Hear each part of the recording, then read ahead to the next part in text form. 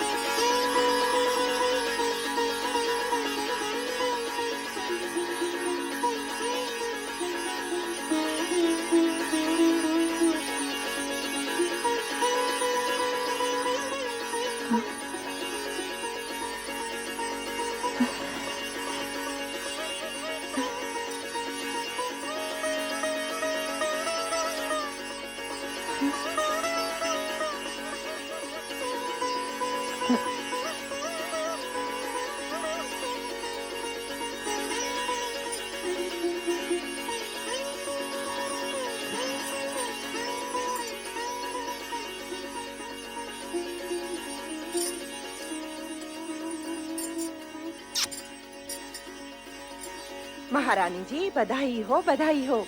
आपके यहाँ एक तेजस्विनी कन्या ने जन्म लिया है। बधाई हो महारानी जी। चलो।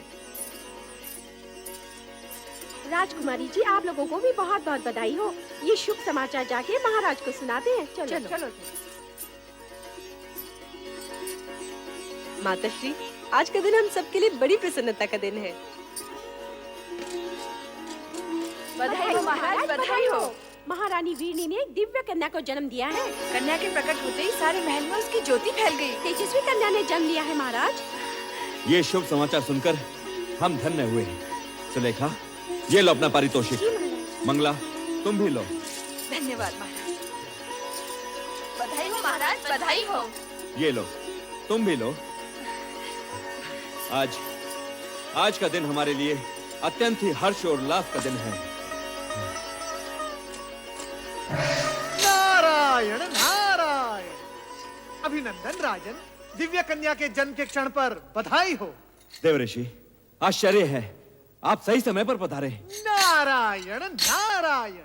आश्चर्य कैसा राजन, दिव्य कन्या के जन्म का क्षण ही हमें यहाँ खींच लाया है। क्या कन्या दर्शन के लिए आप व्यग्र नहीं हो रहे हो? हाँ, अवश्य। देवऋषि, आप भी पधारिए। आइए। नारायण नारायण नारायण। पिताश्री, बधाई हो। बधाई हो। बधाई हो, तुम सबको भी बधाई हो। आज का दिन अत्यंत मंगलमय है। जाओ, सब मिलकर मंगल गीत गाओ और पूरे वातावरण को मंगलमय कर दो। देवियों आनंद करो देवियों। ये लो। प्रणाम। नारायण नारायण। दर्शन पाकर आंखें धन्य हुई। भ्राताध्यक्ष, इस तेजस्विनी कन्या का नामकरण इसी समय हो जाना चाहिए। नामकरण इसी समय? हाँ, आज का ये दिन और ये समय अति पावन है। जैसी आपकी इच्छा देवर्षि। इसके दर्शन से मन में सात्विक भाव प्रकट हो रहा है, इसलिए इसका नाम सती होना चाहिए। सती? धन्यवाद देवर्षि, आपने कन्या का नाम अति उत्तम बताया है। हमारी ये कन्या सती के नाम से ही प्रसिद्ध होगी। हम इसी महारानी जी, हमारी सती कितनी तेजस्विनी दिखती है। मन करता है इसे देखते ही रहें। इसके सुंदर मुख से आंखें हटती ही नहीं।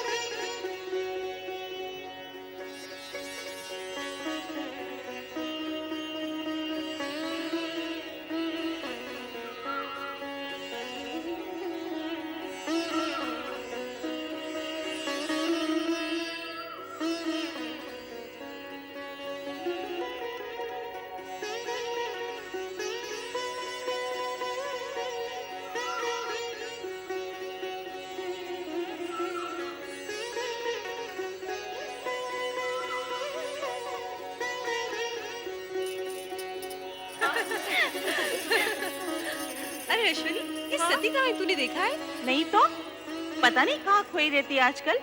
आओ देखिए कहाँ है। चलो चलो चलो।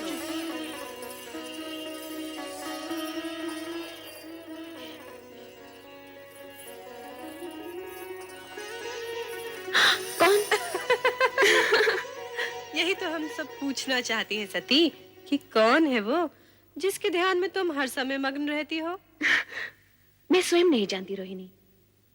पता नहीं कौन है वो जिसके रूपाकार को देखने की उत्सुकता में मेरा मन सदा खोया रहता है। ये तो बहुत गंभीर समस्या है रोहिणी। सचमुच गंभीर समस्या है। अरे जब उस पुरुष का ही पता नहीं तो उसका रूपाकार कैसे दिखेगा? हाँ हाँ, अब तो पिताश्री दक्ष प्रजापति से निवेदन करना ही होगा कि हमारी सती का स्वयंवर रचा दें। सभी प्रकार के उत्तम पुरुष सती के सामने आकर खड़े हो जाएंगे।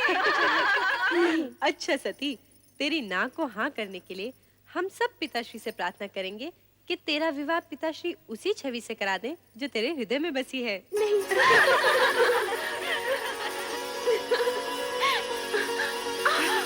अरे सती, क्या हुआ? कहाँ भागे जा रही है? कहीं नहीं माते। अरे कहीं नहीं। सती इतनी बड़ी हो गई फिर भी बचपना नहीं गया।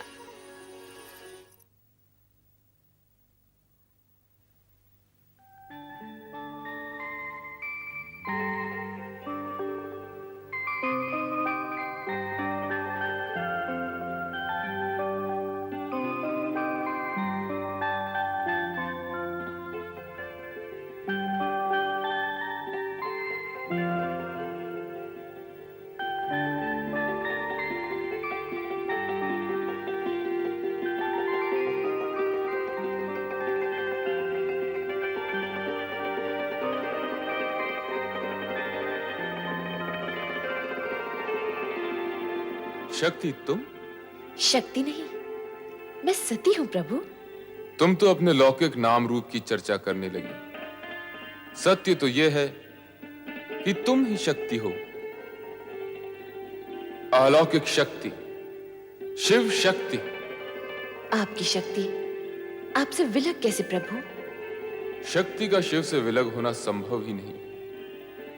जिसे तुम विलक समझ रही हो, वो हमारी व्यापकता है, सर्वव्यापकता। शिव कैलाश में और शक्ति सती रूप में पृथ्वी पर दक्ष के घर, ये कैसी व्यापकता है प्रभु? जगत में सत्य की प्रतिष्ठा के निमित्त इस व्यापकता की आवश्यकता है प्रिय, कारण कि सत्य से ही कल्याणकारी अर्थात शिव रूप जन्म लेता है। इसका ज्ञान मुझे है प्रभु कि सत्य ही शिव का आधार है। हाँ प्रिय, सत्य और शिव से पुनः सुंदर की उत्पत्ति होती है, कारण कि सत्य कभी अशिव अथवा असुंदर नहीं होता। प्रभु, ये ज्ञान भी मुझे है कि आपका सत्यम शिवम सुंदरम रूप ही जगत में व्याप्त है। इसका मूल आधार तो तुम ही हो देवी। मैं?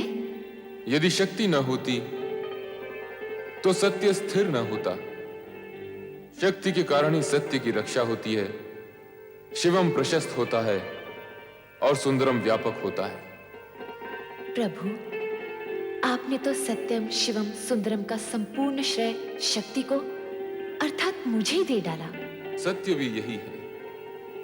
सती या शक्ति से रहित शिव शून्य है। ये भी तो सत्य है प्रभु कि शिव से रहित शक्ति का अस्तित्व भी शून्य है। दोनों एक दूसरे के पूरक हैं, दोनों में सापेक्षिक संबंध हैं। स्थिति ऐसी है तो फिर ये अपूर्णता क्यों? अपूर्णता कैसी प्रिय? आप लौकिक रूप में कैलाश पर और मैं लौकिक व मानव देह में दक्ष प्रजापति के घर। मानव देह के कारण मानवीय गुण व कामनाएं भी हमारे साथ हैं देवी, किंतु तुम्हें इस सत्य का ज्ञान तो होगा ही कि हमारा ये लौकिक व अलौकिक रूप तथा जगत की संपूर्ण रचनाएं सत्यम शिवम सुंदरम की रक्षा व निर्वाह हेतु ही हैं। प्रिय, शीघ्र ही लौकिक रूप में हमारा मिलन होगा। सत्यम शिवम सुंदरम की रक्षा हेतु? हाँ देवी, हमारे मिलन हेतु पंचाक्षरी मंत्र का जाप तुम्हारा आधार होगा। पंचाक्षरी मंत्र अर्थात ओम नमः शिवाय।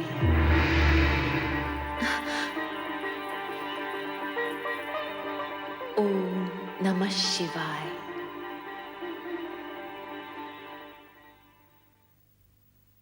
बेटी सती, सती उठो, प्रभात हो गया।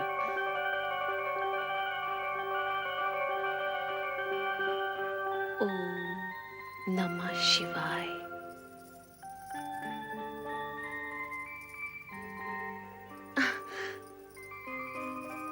ओम नमः शिवाय, ये क्या है? ये वो पंचाक्षरी मंत्र है माते जो मेरा कल्याण करेगा।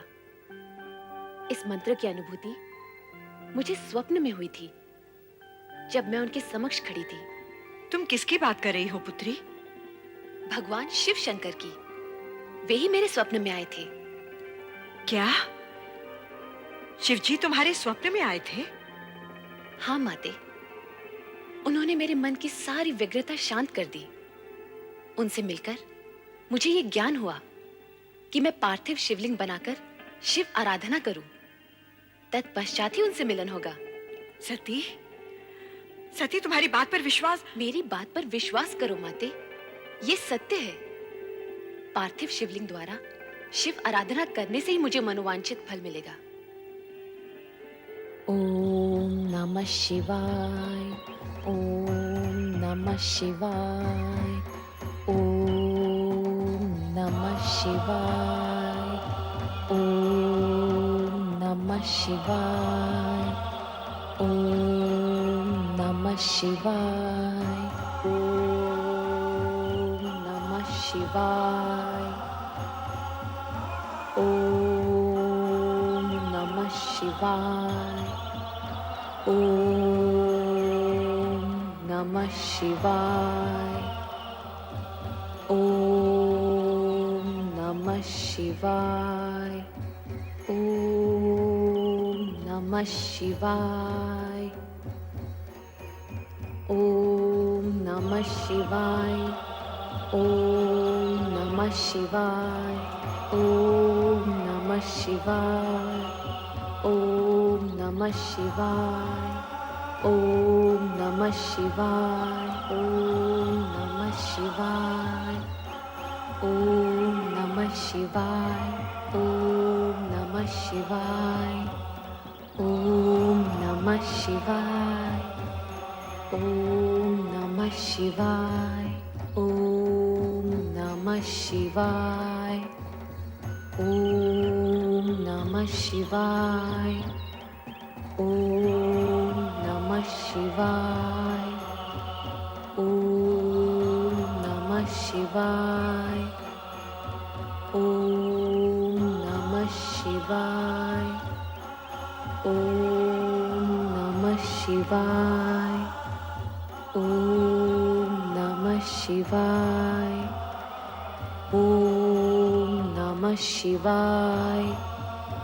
ओम नमः शिवाय। ओम नमः शिवाय।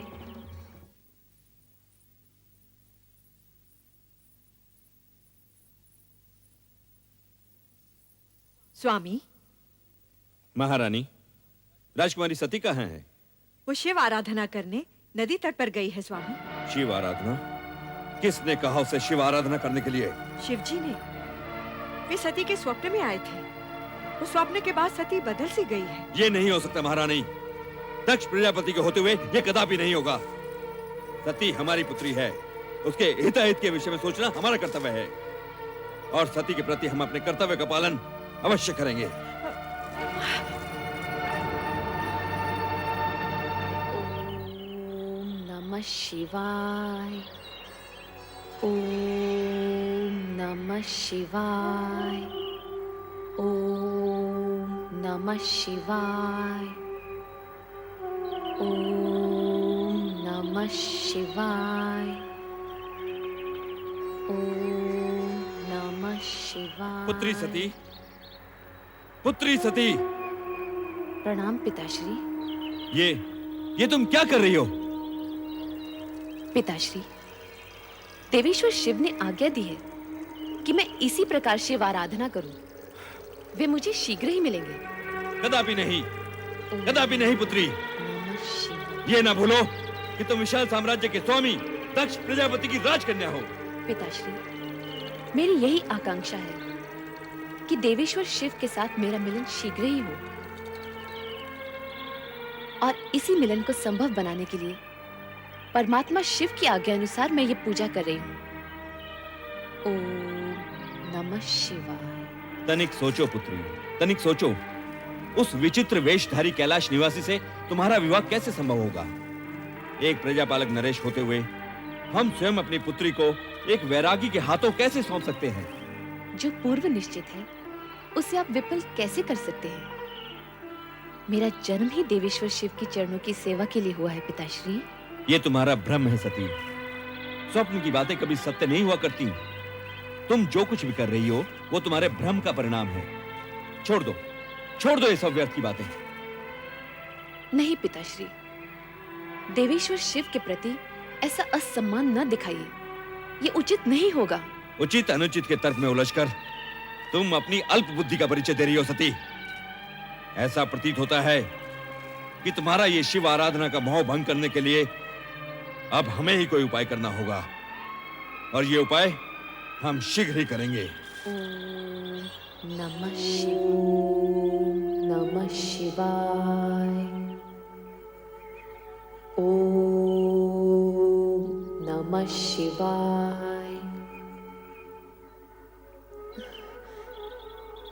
सर्वेश्वर भोलेनाथ, क्या मेरी आराधना में कोई त्रुटि रह गई है या आप मेरी धैर्य की परीक्षा ले रहे हैं?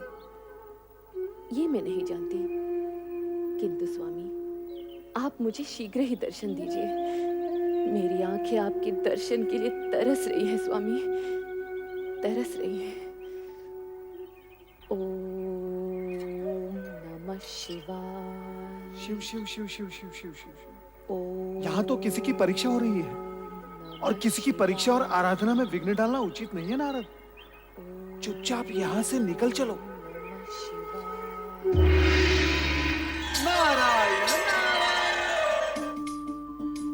दक्ष का महल तो सूना पड़ा है। कहाँ गए होंगे सब लोग?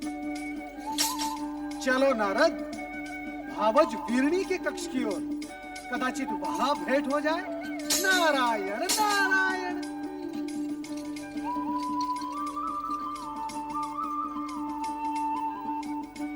नारायण नारायण। प्रणाम भावज वीरणी, अपने देवर नारद का प्रणाम स्वीकार करें। विराजिए देवर्षि। नारायण नारायण। मैं आपके लिए केवल देवर हूँ, देवर्षि नहीं। और ये क्या भावज, आप चिंता में डूबी हुई हैं? मुझे किस बात की चिंता है देवर जी? बस सती के बारे में सोच रही थी। सती? पता नहीं उसकी तपस्या कब सफल होगी। नारायण नारायण। भावज, सती तो शक्ति का अवतार है। शिव जी को उनकी प्रार्थना स्वीकार करनी ही होगी। अब उनकी प्रार्थना स्वीकार होने में अधिक समय नहीं लगेगा। सच कह रहे हैं देवर जी। क्या आपको अपने देवर से असत्य की अपेक्षा है? मैं तो असत्य से भागता रहता हूँ और भक्ति और जन कल्याण के मार्ग पर चलता रहता हूँ। ये क्या भावज, आप फिर सोच में डूब गई? क्या करूं? आपके भ्राता और मेरे स्वामी का रूखा व्यवहार देखकर तो कभी-कभी भय लगता है। उनके रूखे व्यवहार की आपने अच्छी कही। उनका तो जन्म ही परमपिता ब्रह्मा जी के पैर के अंगूठे से हुआ है। वो तो हर भली वस्तु को ठोकर मारने की सोचते रहते हैं। नारायण नारायण। और भगवान शिव जी का नाम लेते ही वो शिव शिव शिव शिव। भगवान भोलेनाथ उनको सद्बुद्धि दे, इतना ही मैं कह सकता हूँ। महाराज की जय हो। लो, जिनका नाम लिया वो पधार भी गए। अब मैं चलता हूँ। ठहरिए ना देवर जी, तनिक आप ही इन्हें समझाइए। शिव शिव शिव शिव शिव। क्या ये हठी जीव समझाने से समझने वाले हैं? नारायण नारायण। अरे नारद जी, आप? नारायण नारायण। भ्राता नारद कहिए ना भैया। आपके मुख से भ्राता शब्द सुनने के लिए ही तो मेरा आगमन यहाँ हुआ है। कहिए भ्राता नारद, कैसे हैं? आप तो चारों ओर भ्रमण करते रहते हैं। आपने हमारी उस शिव की धुन में खोई बेटी को भी कहीं देखा होगा। अब आप ही बताइए, क्या एक राजकुमारी को ये पागलपन शोभा देता है? आप उसे समझाते क्यों नहीं कि वो ये बचपना छोड़ दे? अब वो विवाह के योग्य हो गई है। नारायण नारायण। वो विवाह के लिए ही तो शिव आराधना कर रही है। क्या आप इतना भी नहीं समझते? उसकी आराधना सफल होगी। भगवान भोलेनाथ के साथ उसका विवाह होगा। इसमें आपको संदेह क्यों हो रहा है? नारायण नारायण। नहीं, मैं ऐसा नहीं होने दूंगा। मैं ये अनर्थ नहीं होने दूंगा। नारायण नारायण। भावज, आप क्यों व्याकुल हो रही हैं? होगा वही जो भगवान शिव शंकर को स्वीकार होगा। नारायण नारायण। मेरी सती का क्या होगा? क्या होगा मेरी सती का? मेरी सती का क्या होगा? मैं तुम्हें एक नहीं अनेक बार समझा चुका हूं कि सती को शिवाराधना साधना करने से रोको। उसे समझाओ महारानी कि वो अपने मन में शिव के प्रति इतनी निष्ठा भक्ति जगाकर अनर्थ ना करे। जो स्वयं अपने होने का अर्थ जानने के प्रयास में लगा हो, वो कोई अनर्थ कैसे कर सकता है? और रही बात सती को शिव की आराधना उपासना करने से रोकने की, तो स्वामी, आराधना, उपासना, निष्ठा, ये तो मन की भावनाएं होती हैं। और भावनाओं पर भला कोई कैसे अंकुश लगा सकता है? ये सब कहकर तुम हमारी अवज्ञा कर रही हो महारानी। मैं ऐसी धृष्टता कैसे कर सकती हूँ? धृष्टता? धृष्टता नहीं तो ये हमारी आज्ञा का पालन भी नहीं।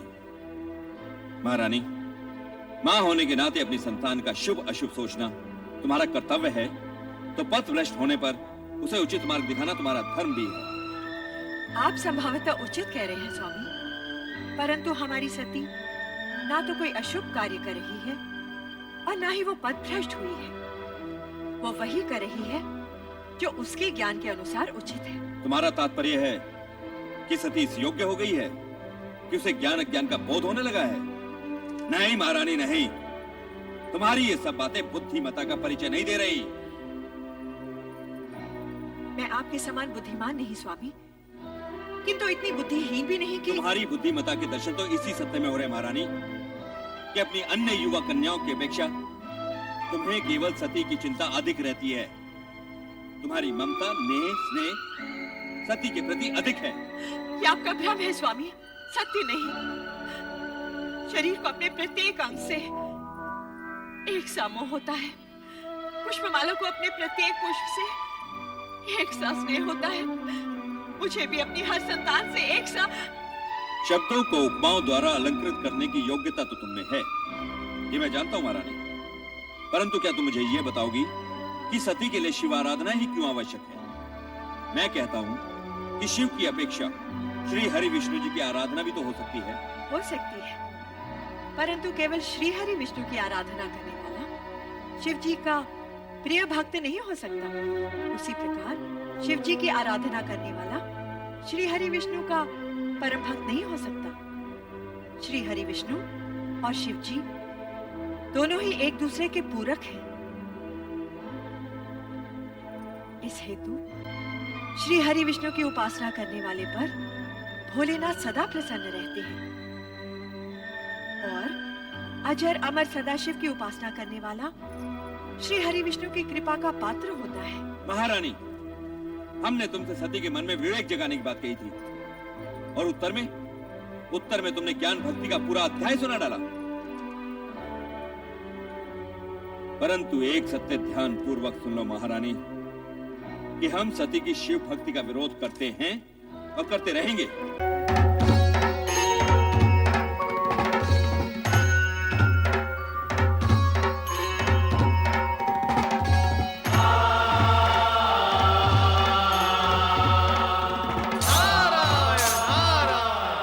देवादिदेव सदाशिव के चरणों में नारद का प्रणाम।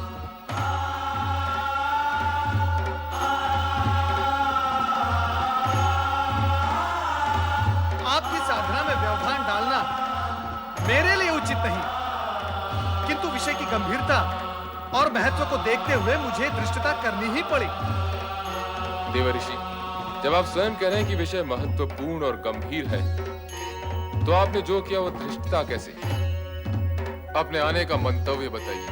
प्रभु, दक्षपुत्री देवी सती अत्यधिक व्याकुल और पीड़ित हैं।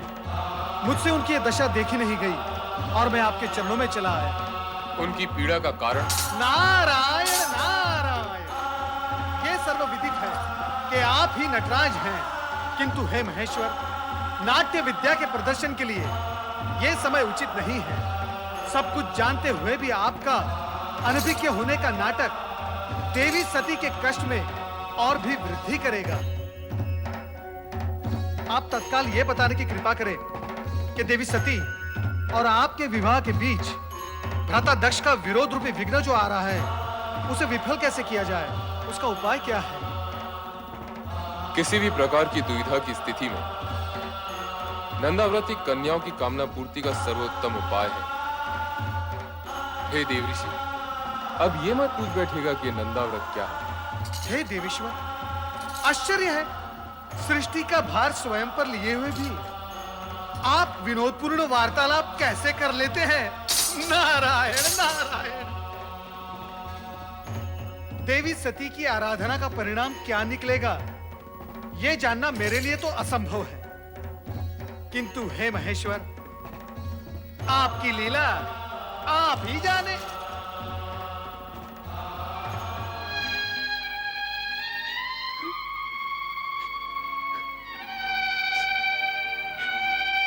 मेरी श्रद्धा, भक्ति, प्रेम पूजन में न जाने कहां और क्या कमी रह गई है, जो मेरे आराध्य तक मेरा स्वर नहीं पहुंच रहा। वह इस पीड़ा को नहीं समझ पा रहा जो अपने आराध्य से अलग होते हुए होती है। सती, धैर्य रखो सती। तुम्हारी प्रेम में तपस्या निरर्थक नहीं जाएगी। तुम्हारे स्वामी आएंगे, अवश्य आएंगे। ये सत्य कहती है पुत्री, तुम्हारे मन कामेश्वर अवश्य आएंगे, किंतु तभी जिस पल विधाता ने उनका आना निश्चित किया होगा। तो फिर मिलन की उस पल की प्रतीक्षा में मैं तब तक यहाँ बैठी रहूंगी जब तक मेरे स्वामी आकर मुझे स्वीकार न कर ले। पुत्री, ये बालोचित हट तुम्हें शोभा नहीं देती। चलो घर चलें। माते, आप तो स्वयं स्त्री हैं, किसी की पत्नी भी है। आप भी मेरी विरह जनित व्याकुलता को नहीं समझ पा रही। समझती हूँ पुत्री, किंतु तेरे पिता का क्रोध मुझे भयभीत कर रहा है। किसी अमंगल की कल्पना मुझे आतंकित कर रही है। ये हट उचित नहीं पुत्री, घर चल। नहीं माते। नारायण नारायण। प्रणाम देवर्षि। मंगल हो देवियों, मंगल हो।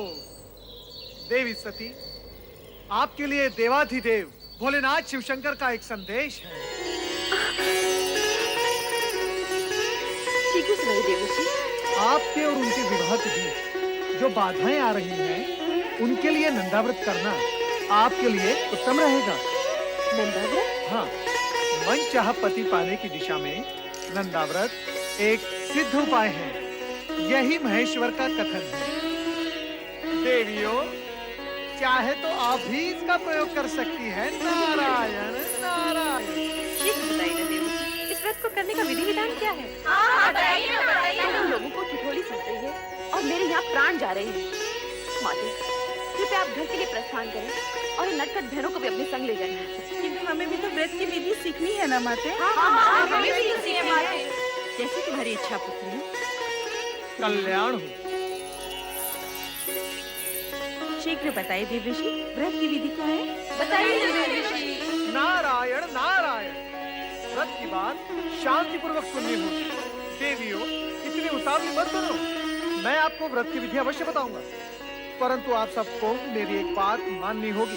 वो क्या देवर्षि? सबसे पहले देवी सती नंदाव्रत करेंगी और इनका व्रत पूर्ण होने तक आप सब इनकी हृदयपूर्वक सहायता करेंगे और व्रत की विधि का इन्हें स्मरण कराते रहेंगे, क्योंकि ये व्रत 1 वर्ष में पूर्ण होगा और 1 वर्ष तक तिथियों के अनुक्रम से विविध सामग्रियों से आपको भगवान महेश्वर का पूजन एवं स्मरण करना होगा। जागरण के साथ साथ उपवास भी करना होगा। अन्य विधियां आपकी बहनों को मैं अवगत करवा दूंगा। ये आपको स्मरण कराती रहेंगी। मुझ पर आपने जो उपकार किया है, उसके लिए मैं सदा आभारी रहूंगी देवर्षि।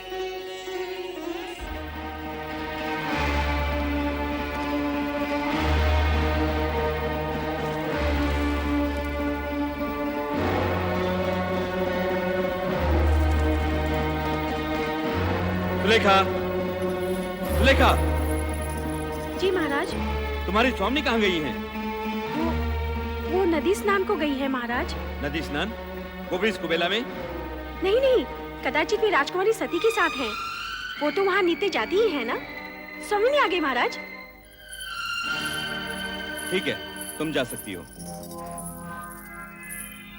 महारानी, सती कहाँ है? वो अपनी बहनों के साथ संध्या भ्रमण के लिए गई है। संध्या भ्रमण? हाँ। या नदी भ्रमण? हम सभी नदी तट पर थे, मैं, सती और उसकी बहनें। परंतु महारानी, मेरी अन्य पुत्रियां और तुम तो आ गई हो। सती को अकेली कहाँ छोड़ आई?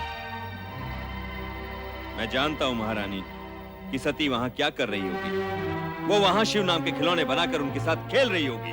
स्वामी, ऐसी बातें मुख पर न लाइए। शिव के प्रति सती की भावना को खेल न कहिए। महारानी, ये माना कि सती की आयु अभी उचित अनुचित का भेद करना नहीं जानती, परंतु तुम उसे प्रोत्साहन दे रही हो।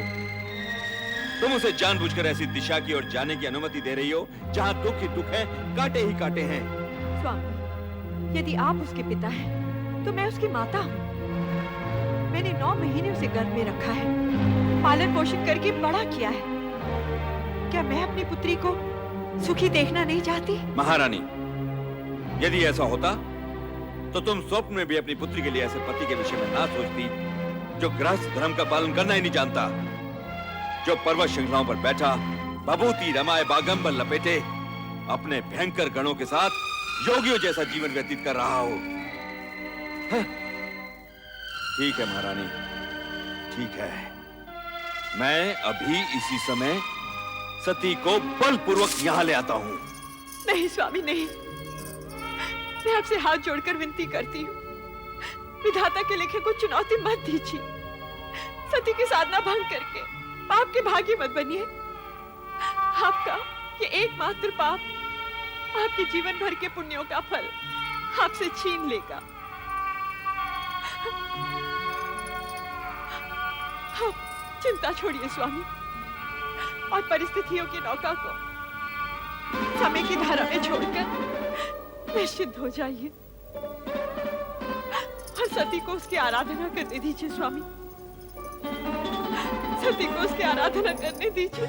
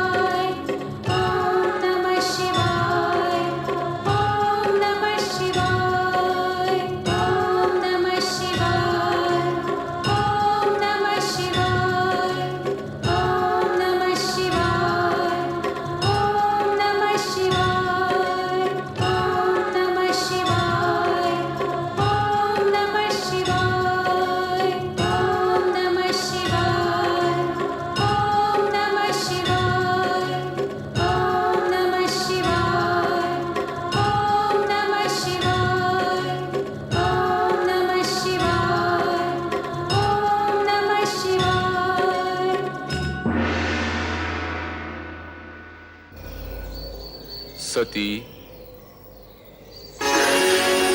प्रभु आप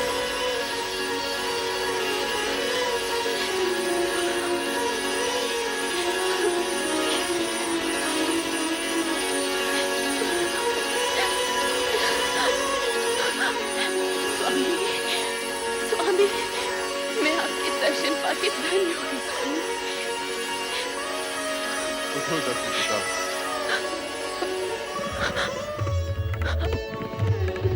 समर्पण एवं निष्ठा भाव से किए गए तुम्हारे व्रत से हम प्रसन्न हुए। कहो दक्ष नंदिनी, किस प्रयोजन से तुमने इस कठोर व्रत का पालन किया? कहो अपनी मनोकामना। तुम अभीष्ट वर की अधिकारिणी हो। मुझे अभीष्ट वर प्राप्त होगा ना भगवान? अवश्य होगा। कहो दक्ष पुत्री, क्या इच्छा है? हे सर्वज्ञ सर्वव्यापी अंतर्यामी, मेरे मन का सत्यान से छिपा नहीं।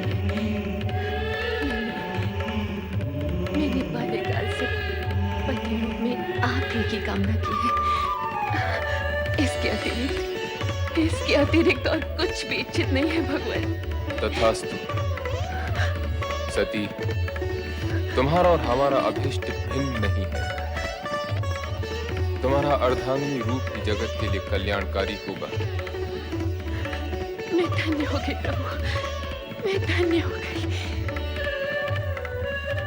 मेरे अभीष्ट और अपने वरदान की पूर्ति के लिए प्रभु, आप शीघ्र ही मेरे पिताश्री से इस संबंध को निश्चित कर विवाह का आयोजन करें। ऐसा ही होगा प्रिय।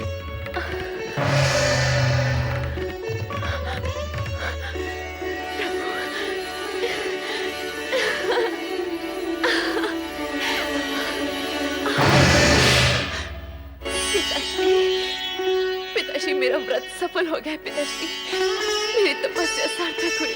सती, अपनी चेतना में लौटाओ। पिताश्री, मैं तो पूर्ण रूप से चेतन हूँ। मेरी साधना की सफलता ने तो मुझे और चेतन कर दिया है, मुझे और चेतन कर दिया है पिताश्री। सती, प्रलाप बंद करो। अब तो आलाप आरंभ हुआ है पिताश्री। आलाप, दिव्य सुर और मधुर झंकार से पूर्ण आलाप। भगवान शिव ने मुझे अर्धांगिनी स्वीकार करने का वरदान दिया है पिताश्री। मुझे वरदान दिया है, मुझे वरदान दिया है। वरदान? तुम्हें अर्धांगिनी बनाने का? हाँ? क्या उस भस्म लिप्त देव को हम अपना जामाता बनाएंगे? कदापि नहीं, कदापि नहीं सती। हम ये वरदान फलित नहीं होने देंगे, नहीं होने देंगे।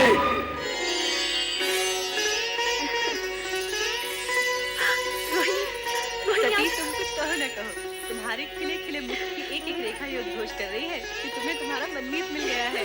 जल्दी बताओ ना सती, नंदाव्रत का प्रयोग तो सफल हुआ? शीघ्र बताओ ना सती, फिर हम भी अपने मन चाहे पति को पाने का प्रयास आरंभ करें। हाँ, मेरा व्रत सफल हो गया है। मेरे आराध्य ने मुझे दर्शन दिए और कहा वे शीघ्र ही मुझे पत्नी रूप में वरण करेंगे। परंतु सती, पिताश्री इस विवाह के विरुद्ध है। कहीं ऐसा ना हो। शिव जी का वचन मिथ्या नहीं होता बहन। जब संपूर्ण ब्रह्मांड उन्हें सत्यम, शिवम, सुंदरम के रूप में मानता है, तब उनके मुख से निकले वचन असत्य हो ही नहीं सकते।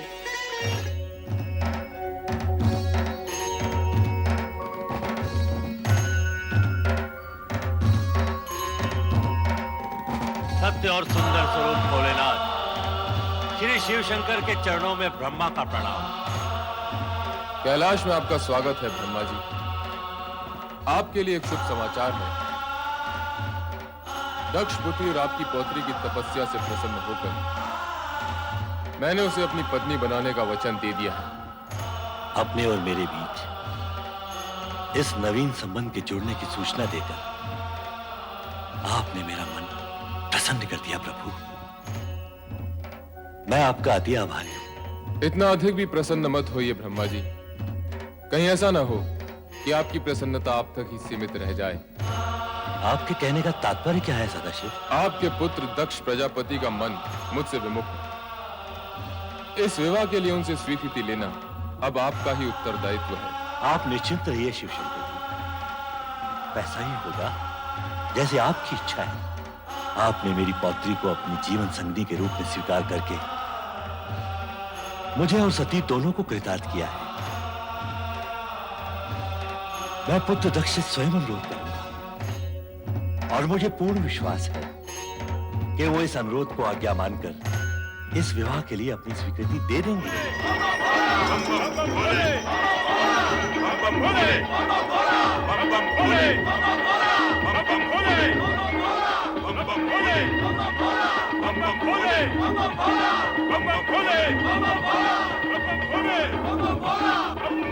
क्या ये वही शिव है जो पवित्र माए नंग धड़ंग बागंबर पर बैठा कैलाश पर योग साधता रहता है? अरे तो किसी राजकुमार जैसा प्रतीत हो रहा है। ये सब कैसे हो गया? अवगढ़ शिव और राजकुमार? नारायण नारायण, भ्राताश्री की सोच में पड़ गए। अभी तो आपने प्रभु का वो रूप देखा ही नहीं जिसके दर्शन पाकर आप धन्य हो जाओगे। नारायण नारायण।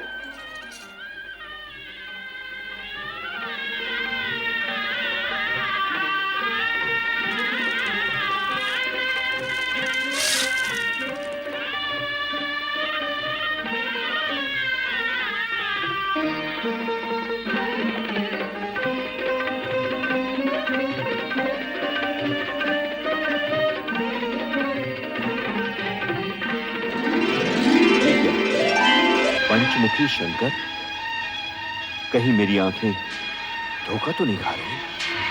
मैं स्वप्न तो नहीं देख रहा? भ्राता दक्ष, आपका मुख श्वेत गणों से भर उठा है। आप भयभीत से लग रहे हैं। नारद, अति सुंदर है? आप कुछ कहना चाहते हैं? वो नारायण नारायण।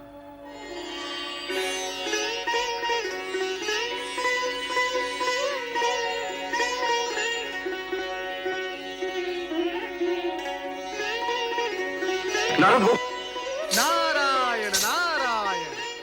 शिव लीला के चमत्कारों से भयभीत होने की कोई आवश्यकता नहीं भ्राता दक्ष। आपके जमाता शिव ही नहीं, सत्य और सुंदर भी है, और इसी सगुण रूप में वो दर्शन देते रहेंगे।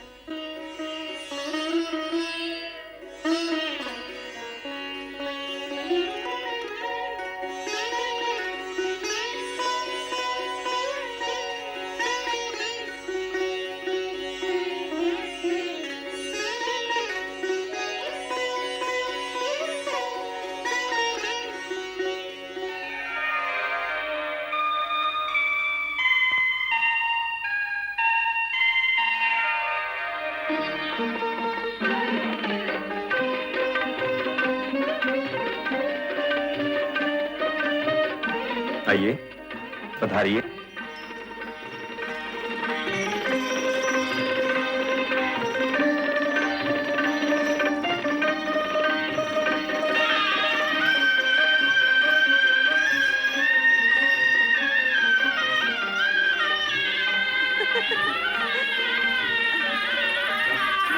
सती सती सती, बारात आ गई है। बारात आ गई है।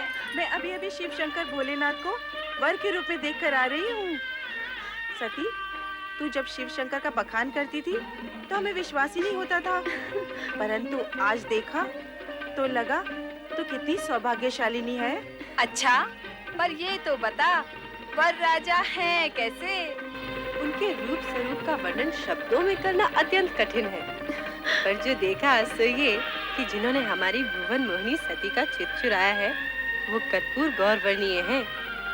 ऐसे विशाल सरस नेत्रों वाले हैं कि जिसमें संसार भर का प्रेम और करुणा निहित है। उनकी मंद मंद स्मित पल्लवित पुष्पों के समान सुवासित है, और उनका संपूर्ण अस्तित्व हमारी प्रिय सती का वर्णन करने को आतुर है।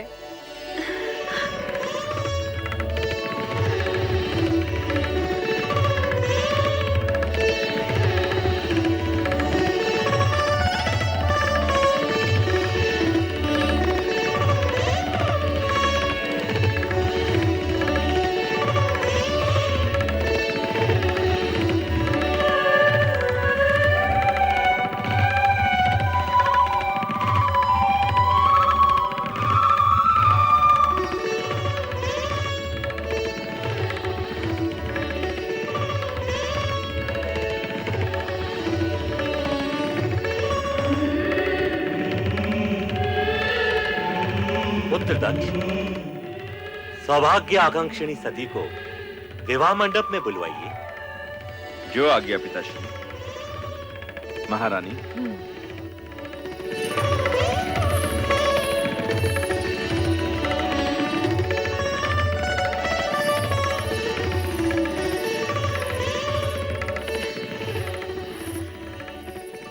बेटी सती, अब वो क्षण आ गया है जिस क्षण भाग्यशालिनी सौभाग्यशालिनी बन जाती है। आओ बेटी।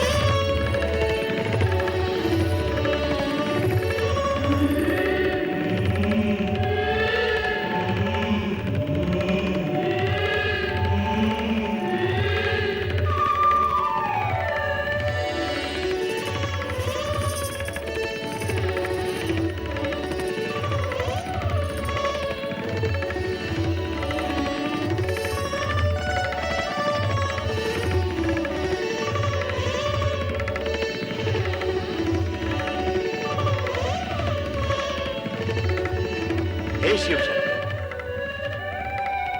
अब अपने शुभ हाथों से ये सौभाग्य सिंदूर सती की मांग में भरकर इसे सौभाग्यवती बनने का दिव्य रूप भी दे दीजिए।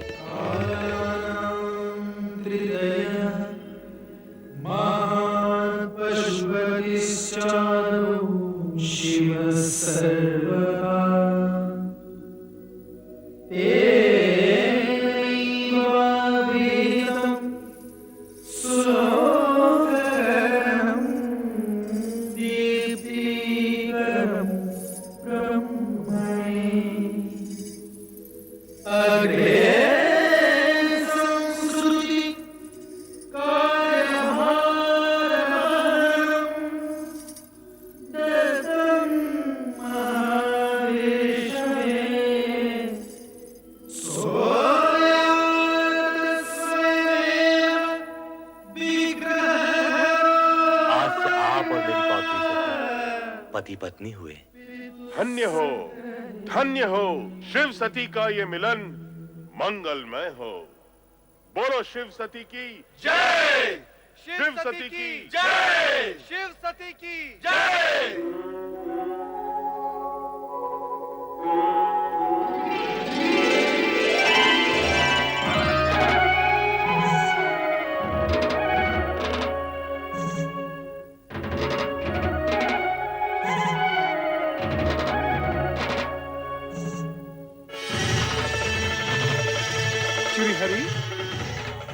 श्रीहरि, यूं टकटकी बांधे क्या देख रहे हो प्रभु?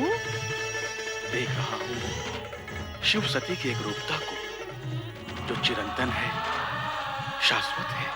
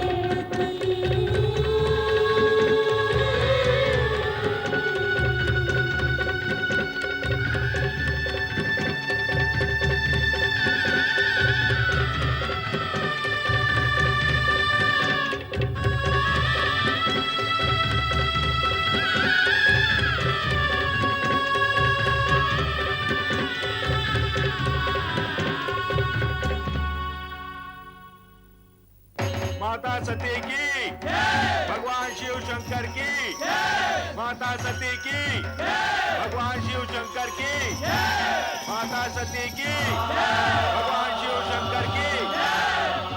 माता सती, आपका कैलाश में स्वागत है। मंगल कार्य निर्विघ्न संपन्न। अब हमें आज्ञा दें शिवशंकर। ब्रह्मदेव, आपकी इच्छा के अनुसार मुझे गृहस्थ पदभार भी वहन करना पड़ रहा है। अब तो आप प्रसन्न हैं। महेश्वर, आपने ऐसा करके संसार के लिए पति पत्नी का वो आदर्श प्रस्तुत किया है जो सृष्टि प्रसार और नर नारी संबंधी मर्यादा के लिए अति आवश्यक है। श्री हरि विष्णु, भूत, वर्तमान और भविष्य सभी निश्चित है। जो हो गया है, जो हो रहा है और जो होने वाला है, सभी में जगत का कल्याण ही निहित है। सती कैलाश जाकर सुखी रहेगी।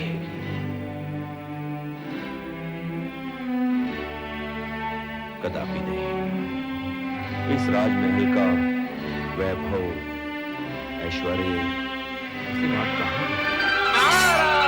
नारायण, प्रणाम भ्राता दक्ष। प्रणाम देवर्षि। कैसे आगमन हुआ? बस आपकी कुशल मंगल पूछने चला आया। क्या बात है भ्राता दक्ष, आप कुछ चिंतित प्रतीत हो रहे हैं। चिंतित?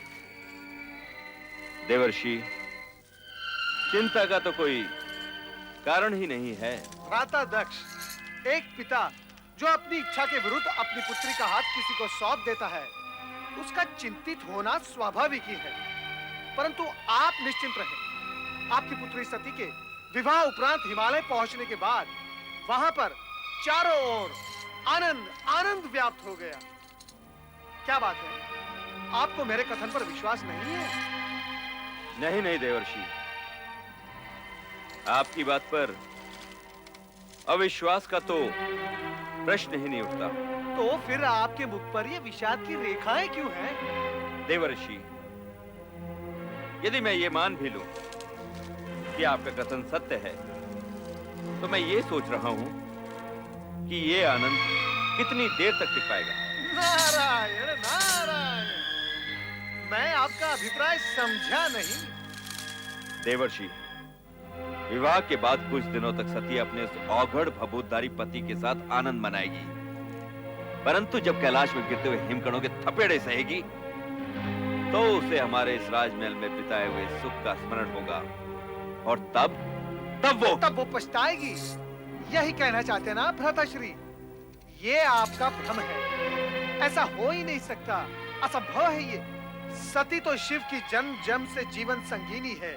शिव के होते हुए सती को पश्चाताप हो ही नहीं सकता। उसके जीवन में दिन प्रतिदिन सुख की वृद्धि होगी। शिव सती का साथ ही आनंद की सृष्टि करता है।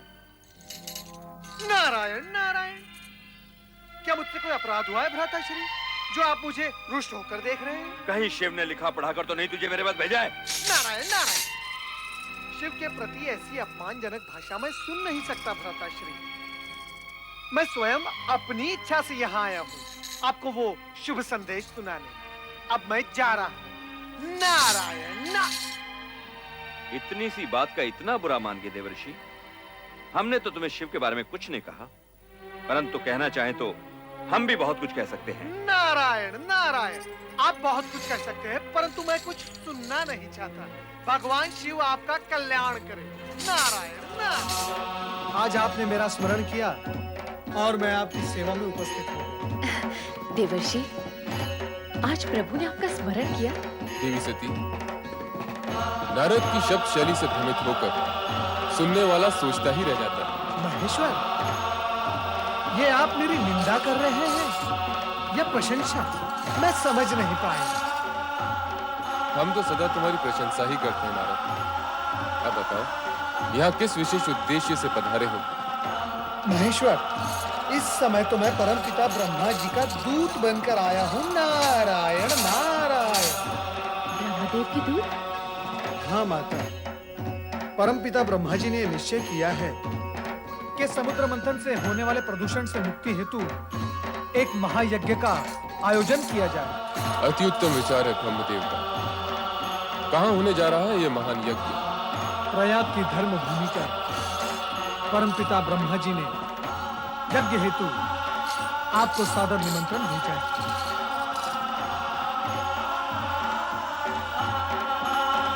हम अवश्य उस धर्म यज्ञ में सम्मिलित होंगे। आपकी स्वीकृति से मैं धन्य हुआ। अब मुझे आज्ञा दो। देवर्षि, आप इतना शीघ्र जाने की क्यों सोच रहे हैं? जब नारद का उद्देश्य पूर्ण हो जाता है तो वो एक पल भी कहीं नहीं रुकते।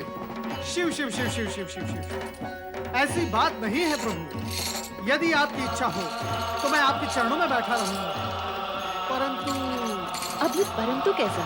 परंतु इस समय मुझे कई महानुभावों को प्रयाग यज्ञ का निमंत्रण देने के लिए जाना है। परम पिता ब्रह्मा जी की आज्ञा है कि ये कार्य मैं शीघ्र संपन्न करूं। तो इस शुभ कार्य से हम तुम्हें रोकेंगे नहीं। जाओ, तुम्हारा कल्याण हो।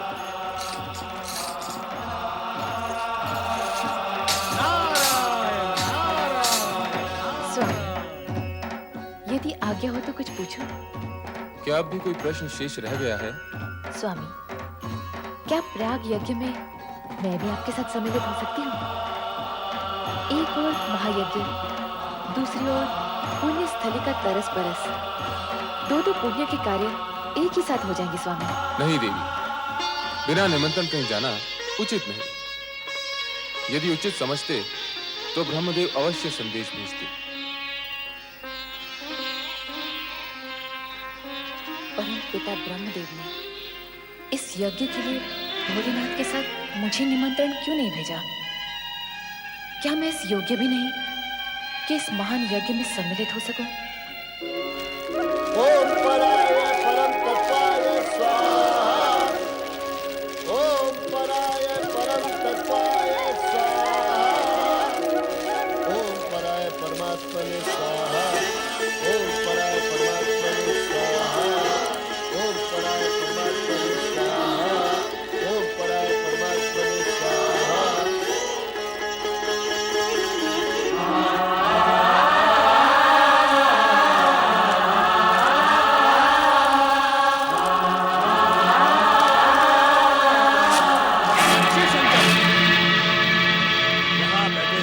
सम्मानित व्यक्तियों ने मुझे आदर देने हेतु अपने मस्तक झुकाकर मुझे प्रणाम किया, किंतु तुमने मेरे अपने जामाता होते हुए भी मेरी ओर देखा तक नहीं।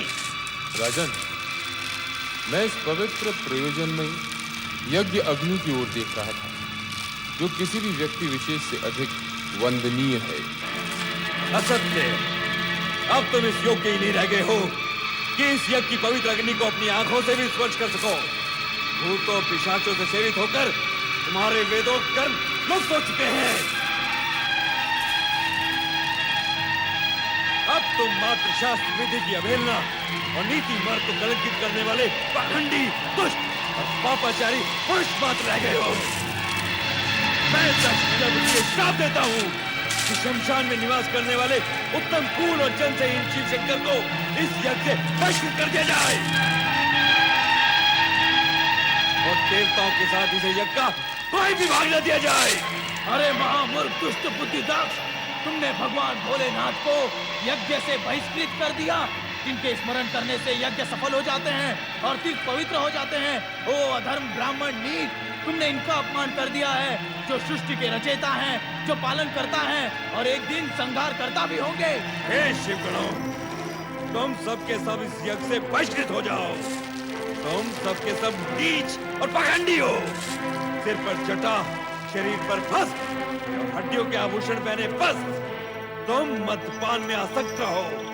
ये मेरा श्राप है, श्राप है। ओ मूर्ख दक्ष, तुझे शिव तत्व का तनिक भी ज्ञान नहीं। तुझ जैसे अहंकारियों ने ही महेश्वर का उपहास किया है। इसीलिए शिव तेज के प्रभाव से मैं तुझे श्राप देता हूँ कि तुझ जैसा ब्राह्मण वेद ज्ञान से वंचित हो जाए, तू तत्व ज्ञान से विमुख हो जाए और तेरा मुख पशु समान हो जाए। नंदी, तुम्हें इस प्रकार क्रोधित नहीं होना चाहिए। तुमने व्यर्थ ही ब्राह्मण कुल को शाप दे डाला। जहां तक मेरा प्रश्न है, मुझे तो किसी भी प्रकार का कोई शाप छू भी नहीं सकता। तुम तो ज्ञानी हो नंदी। सनकादिक ऋषियों को तत्व ज्ञान का उपदेश भी तो तुम ही ने दिया था। अतः अब शांत हो जाओ और निश्चिंत भी। तुम्हारे आराध्य का कोई कुछ नहीं बिगाड़ सकता। मैं तो यज्ञ हूं, मैं ही यज्ञ कर्म हूं, यज्ञों का अंगभूत उपकरण हूं। यज्ञ की आत्मा भी मैं ही हूं, यज्ञ परायण यजमान और यज्ञ से बहिष्कृत भी मैं ही हूं। चलो हम कैलाश लौट चलें।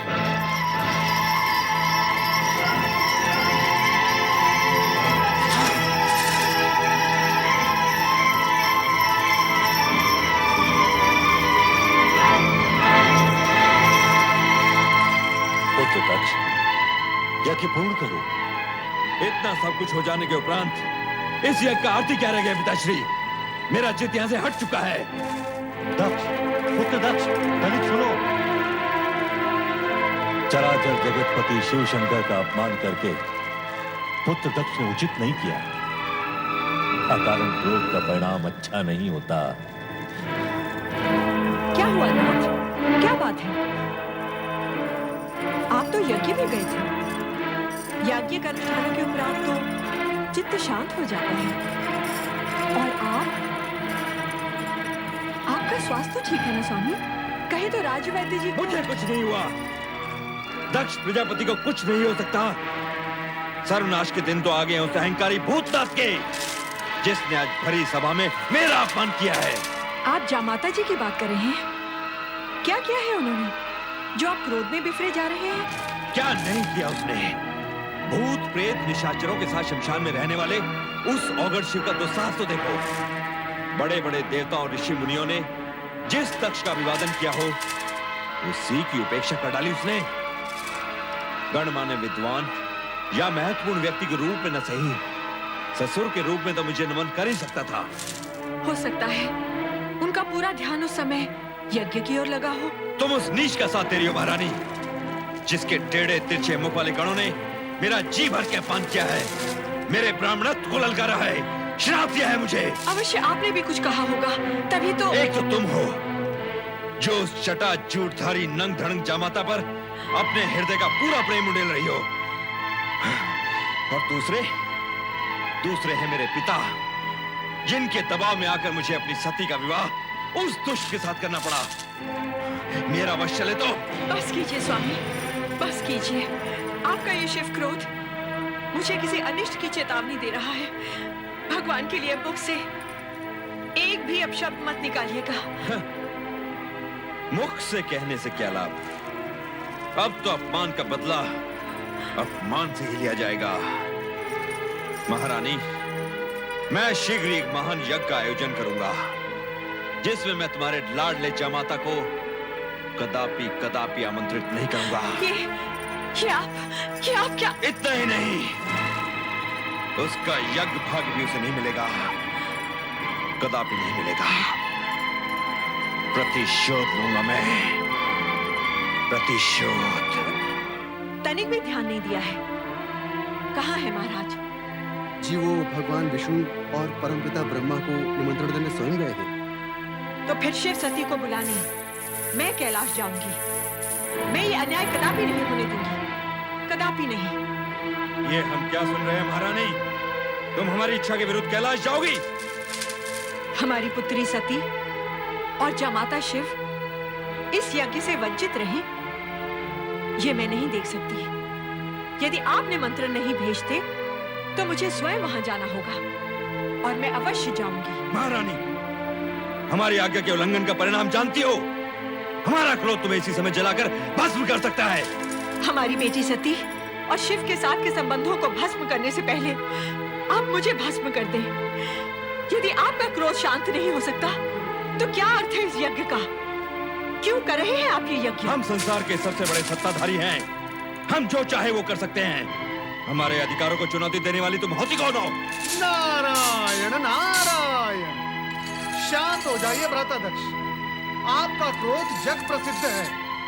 परंतु यज्ञ करने वाले को क्रोध करना शोभा नहीं देता। नारद, तुम यहाँ भी चले आए? नारायण नारायण, मैं तो बिना निमंत्रण के ही हर कहीं पहुंच जाता हूं भ्राताध्यक्ष। इसके लिए न आश्चर्य की आवश्यकता है न क्रोध की।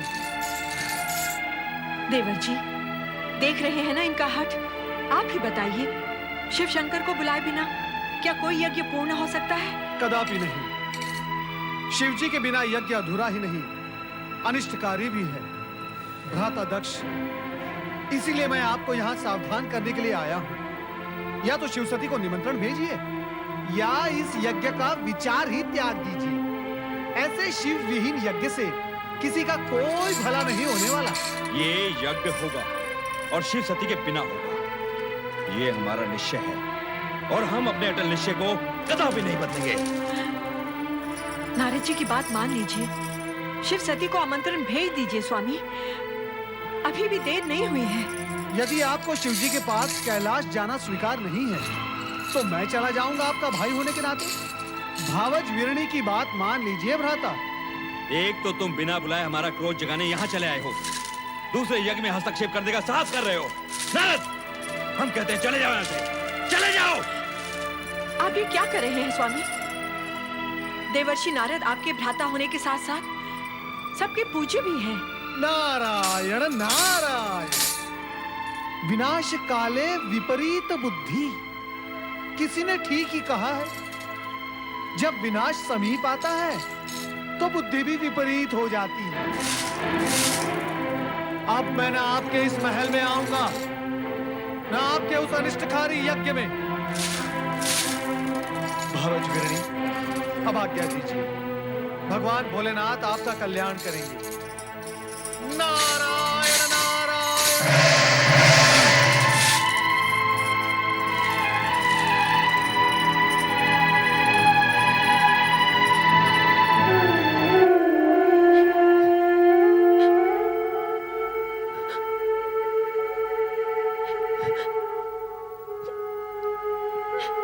सती, तुम यहाँ अकेली क्यों बैठी हो?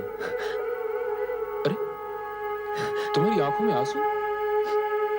तुम्हें किसी ने कुछ कहा? तुम्हारा स्वास्थ्य तो ठीक है ना? इतनी बड़ी बात हो गई और आपने मुझसे छिपाई, मुझसे, अपनी अर्धांगिनी से। किंतु यदि नंदी न बताता तो मुझे ये ज्ञात ही न होता कि मेरे पिताश्री ने उसी पर इतना विश्वमन कर डाला जिसने सृष्टि के हित को ध्यान में रखकर विष को अमृत समझकर पी डाला। क्या उन्होंने ये तक नहीं सोचा कि स्वयं एक शूद्र सी चींटी होते हुए मेरे आकाश नापते पर्वत से स्वामी से टकराने का फल क्या हो सकता है? विसार दो सती, विसार दो सारी कड़वी बातें जैसे मैंने विसार दी। कड़वाहटों के स्मरण से मन मस्तिष्क दूषित हो जाते हैं। तुम्हारा सदा प्रसन्न रहना ही उचित है। सती, भगवान शिव शंकर को चंद्र का प्रणाम। अरे सती, तुम यूं ही खड़ी हो? हम तो तुम्हें साथ ले जाने हेतु आए थे। कहाँ? पति प्रेम में तो तूने सभी को विसार दिया है सती, अपने मायके, अपने माता पिता, सबको। बात यह है कि हम लोग यज्ञ में सम्मिलित होने दक्ष महल जा रहे थे। सोचा आप लोगों को भी साथ लेते चलें, किंतु आप लोग तो अभी हमें पिताश्री ने निमंत्रित नहीं किया। ये कैसे हो सकता है कि हमें तो आमंत्रित करने में स्वयं आए और तुम्हें विसार दें? यज्ञोजन कोई छोटा मोटा काम नहीं। हो सकता है व्यस्तताओं के कारण इस महत्वपूर्ण कार्य का स्मरण न रहा हो। मैं अभी जाकर स्वयं उनसे पूछकर निमंत्रण भिजवाता हूं। तो हमें अब आज्ञा दीजिए।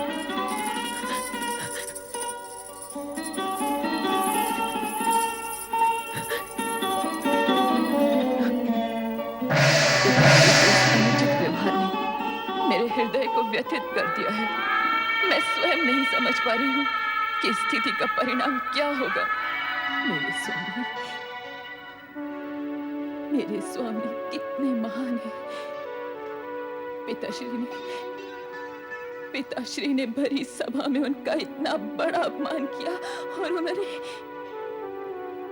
इस दुर्घटना का मुझे आभास तक नहीं होने दिया। उनके स्थान पर अगर मैं होती तो पिताश्री को भला बुरा कहे बिना नहीं रहती मैं। और अब ये एक अपमान के बाद और अपमान। एक जामाता और पुत्रियों को तो घर में हो रही यज्ञ में आमंत्रित किया और दूसरे की उपेक्षा कर दी गई।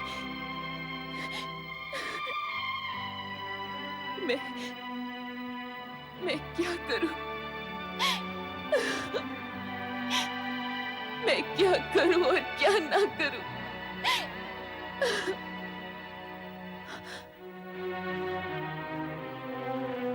क्या मैं ये विचार दूं कि मेरे माता पिता और एक मात्र ग्रह भी है, अथवा चंद्र और रोहिणी के कहे अनुसार यज्ञ में सम्मिलित होने के लिए चली जाऊं? हाँ, नहीं,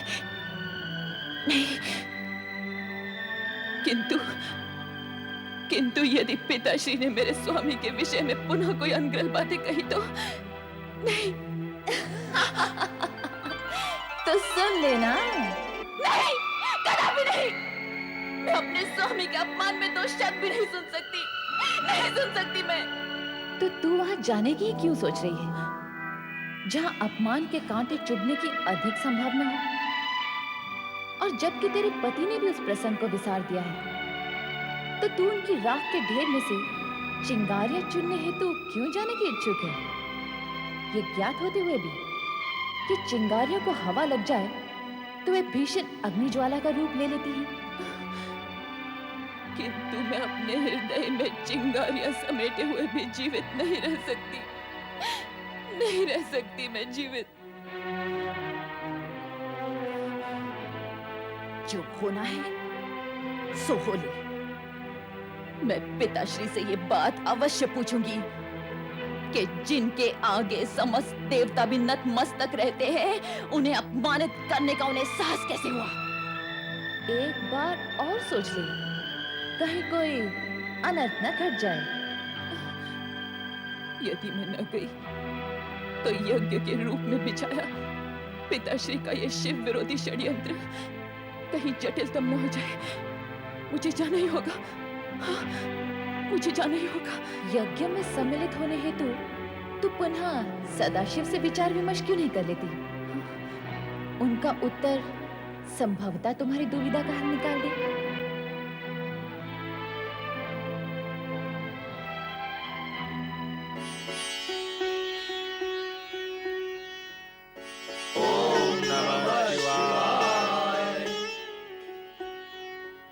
सती माता की जय। प्रभु, मैं पिताश्री के यहाँ हो रहे यज्ञ में सम्मिलित होने की इच्छुक हूँ। मैंने तुम्हें प्रथम भी कहा है, बिना निमंत्रण किसी सम्मानीय व्यक्ति का कहीं जाना अनुचित है। कहीं जाने का प्रश्न ही नहीं प्रभु। मुझे तो अपने मातृ गृह जाना है, अपने माता पिता के घर, अपने घर।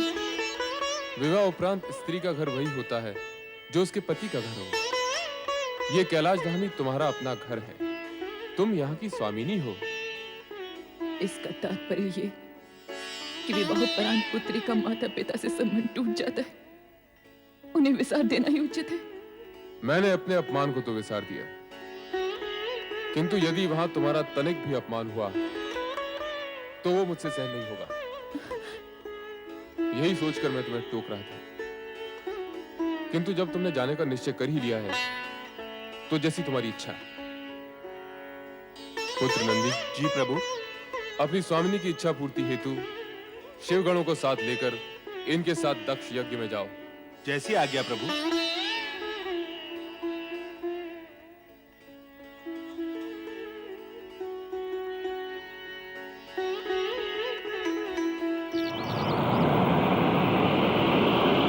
ओम पराय परमात्मने स्वाहा।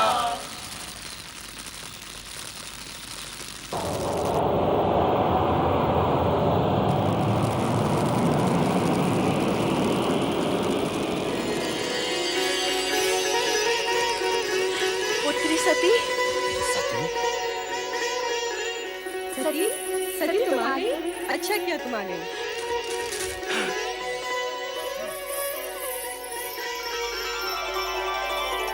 पुत्री सती तुम आ गई। ये तुमने बहुत अच्छा किया। जब से तुम्हारी सब बहनें आई हैं, तब से मैं तुम्हारा ही स्मरण किए जा रही हूँ। आओ, यज्ञ आरंभ हो चुका है। आओ। मैं यज्ञ में सम्मिलित होने नहीं, ये पूछने आई हूँ कि मेरे स्वामी शिव शंकर को इस आयोजन के निमित्त आमंत्रित क्यों नहीं किया गया।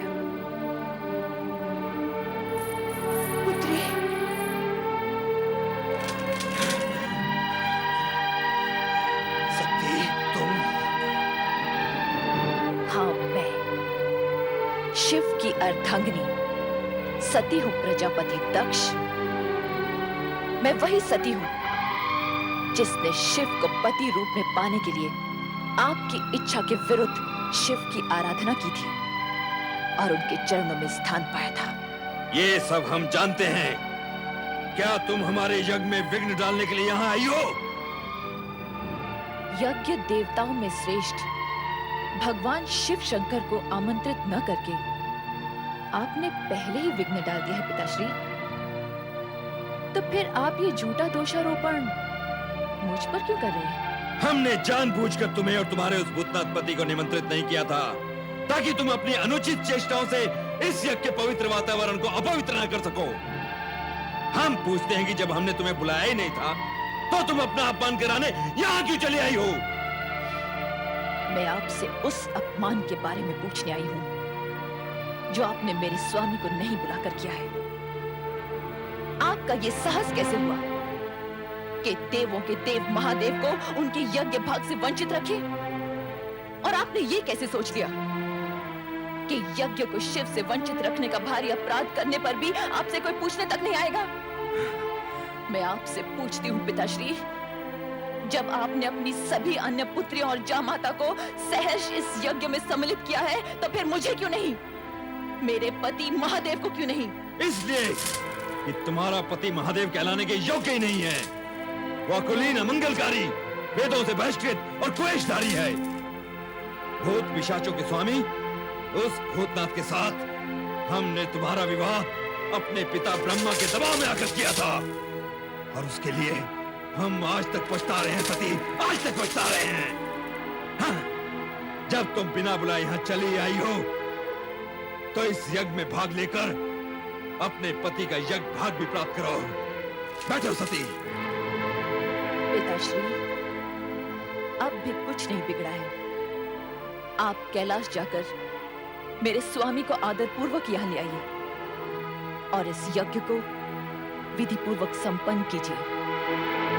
एक पुत्री होने के नाते मैं आपसे विनती करती हूँ। नहीं, नहीं, कदापि नहीं। हम उस ढोंगी पाखंडी भवोद्धारी को इस यज्ञ में कदापि आमंत्रित नहीं करेंगे। हम नहीं चाहते कि उसके अपावन नाम की छाया भी इस पावन यज्ञ पर पड़ने पाए। पिताश्री, परम पावन शिव को अपवन कहकर अपने आप को अपवन न कीजिए। आप जैसे शिव द्वेषी को शिव निंदा करते हुए देखकर मुझे आपकी पुत्री होने पर लज्जा होने लगी है। हे विधाता, आपने मुझे ऐसे पिता की पुत्री क्यों बनाया जो सर्वोत्कृष्ट परमात्मा शिव की स्तुति करने के बदले उनकी निंदा कर रहा हो? सती, बंद करो ये नाटक। अभी तुमने अपने पति के दोषों का बखान सुना ही कहां है? यदि मैं तुम्हारे उस कर्महीन पति के दोषों को गिनाने लगूंगा तो समस्त ब्रह्मांड की गिनती भी कम पड़ जाएगी।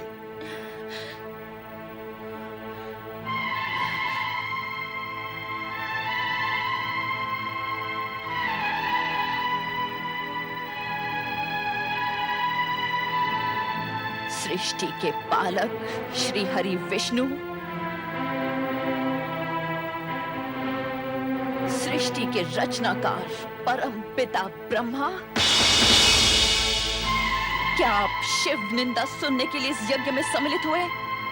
जिन सदाशिव की कृपा दृष्टि पाने के लिए आप उनकी स्तुति करते करते नहीं थकते, उन्हीं शिव की निंदा सुनते हुए आप मूर्ति के समान निश्चेष्ट बैठे? क्या आपके प्राण सुध बुद्ध खो बैठे? क्या आपकी अंतरात्मा मर चुकी है? महाराज दक्ष, शिव पत्नी सती इस यज्ञ के वातावरण को दूषित कर रही है। इसे रोकिए और यज्ञ से बहिष्कृत कीजिए। जो व्यक्ति स्वयं यजमान दक्ष प्रजापति का सरासर अपमान कर रहा हो, वो यज्ञ में रहने के योग्य नहीं है, भले ही वो आपकी पुत्री ही क्यों न हो। सती, इसी समय चली जाओ यहाँ से। मैं इस यज्ञ से तब तक नहीं जाऊंगी जब तक आप और इस यज्ञ में सम्मिलित होने वाले सभी लोग शिव की अवज्ञा के प्रति खेद व्यक्त नहीं करते। मैं यहाँ से तब ही जाऊंगी जब आप सब शिव से क्षमा मांगेंगे। मैं यहाँ शिव के अपमान का परिमार्जन करने आई हूँ, आपके कहने से चले जाने के लिए नहीं। सती, तुम यज्ञ का अमूल्य समय व्यर्थ ही नष्ट कर रही हो। हम तुमसे कितनी बार कह चुके हैं कि तुम्हारे पति वेद विरोधी, अमंगलकारी और अपावन है, इसलिए हमने उसे इस यज्ञ से बहिष्कृत कर दिया है। एक ही बात को बार बार दोहराकर हमारे क्रोध की अग्नि को प्रज्वलित न करो। या तो चुपचाप यज्ञ में भाग लो, अन्यथा चले जाओ यहाँ से, चले जाओ। दक्ष प्रजापति, आप मेरे पिता हैं। तनिक इतना तो सोचिए कि अपने पति के अपमान का परिमार्जन न कर पाने पर आपकी ये पुत्री शिव को क्या मुंह दिखाएगी? क्या मैं कैलाश लौटकर शिव से ये कहूंगी कि मैं आपकी निंदा सुनने वहां गई थी? शिव निंदा सुनने वाला भी शिव निंदा करने के समान नरक का पात्र होता है। तो जहां जाना है चली जाओ, तुम्हें रोका किसने है? किंतु एक बात अच्छी तरह समझ लो सती, जिस शिव ने हमारा सरासर अपमान किया है, उसी शिव से अपने अपमान का प्रतिशोध लेने के लिए हमने इस महायज्ञ का आयोजन किया है। और सुनना है तो सुनो, अब शिव मेरे लिए सदा सदा के लिए बहिष्कृत है। वो भूतनाथ, शमशान में पड़े रहने वाला अघोरी, नंग धड़ंग अवधूत,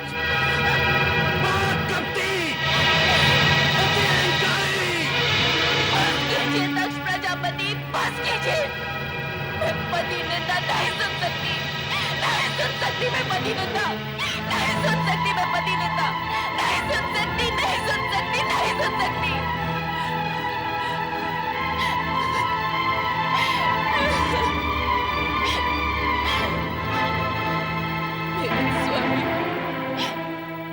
आपने मुझे न आने के लिए कितना समझाया, किंतु मैं मूढ़मती केवल पिता को 2 बातें सुनाने के लोभ में यहाँ चली आई। उस समय मैंने ये न सोचा कि यदि मुझे पति के विषय में अपशब्द सुनने पड़ गए तो अब तो मैं अपने स्वामी को अपना मुंह भी नहीं दिखा सकती।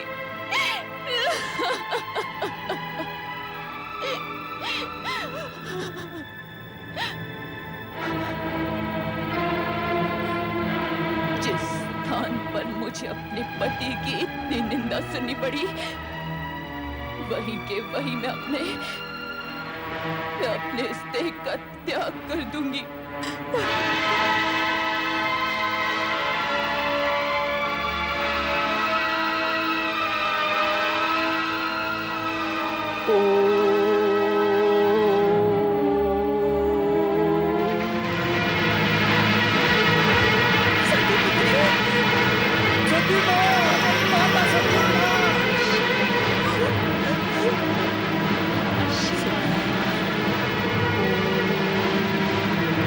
शिवाय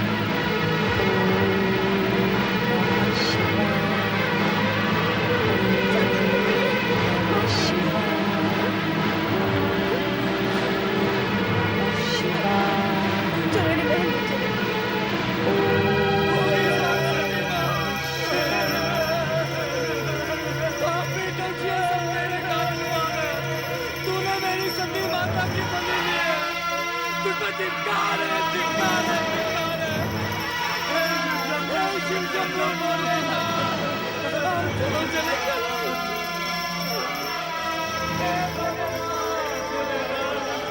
तुम्हारी ये दुर्दशा तुम अकेले लौट आए। देवी सती कहाँ है? देवी सती कहाँ है? देवी सती कहाँ है? यज्ञ में दक्ष ने आपका अपमान किया, आपकी निंदा की। ये सुनकर माता सती ने ये कहा कि उनको जीवित रहने का कोई अधिकार नहीं, और ये कहा कि आपको अपना मुख दिखलाने का भी कोई अधिकार नहीं, और ये कहते कहते आत्मदाह कर लिया। नहीं, नहीं, नहीं!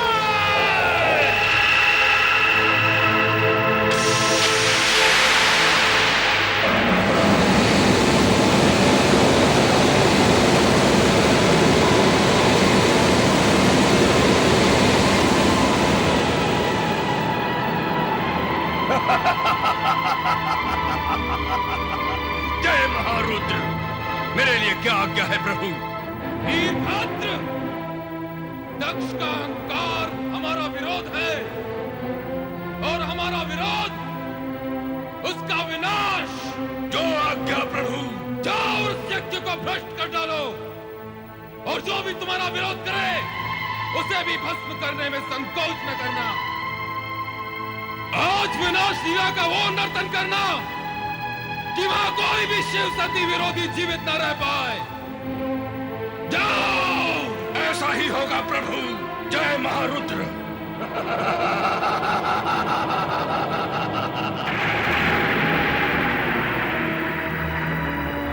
हे दुराचारी दक्ष, तेरे इस यज्ञ का विनाश हो जाएगा। तुझ पर दुर्भाग्य और विपत्तियों का आक्रमण होगा, और उससे तेरी रक्षा करने का किसी ने प्रयत्न भी किया तो उसका अंत निश्चित है। कुछ ही समय में यहाँ विनाश का तांडव होने वाला है। विनाश का तांडव होने वाला है। विनाश का तांडव होने वाला है।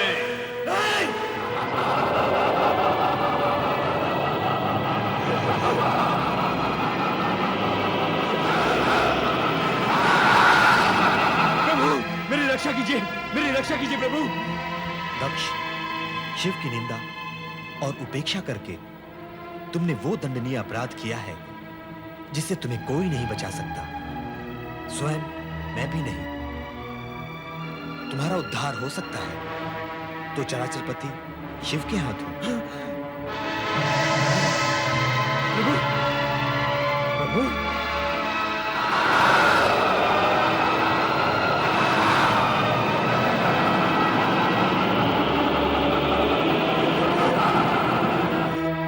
प्रभु, अब इस संकट से आप ही मुझे उबारिए। मेरी सहायता कीजिए ऋषिवर, मेरी सहायता कीजिए। अपहताः शूराः रक्षांसि वेदी सदा।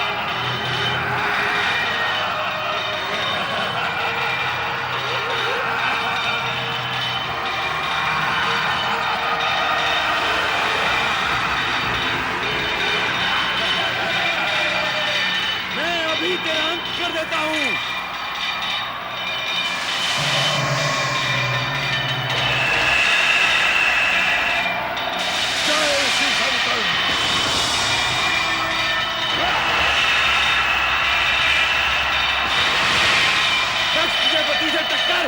हाँ?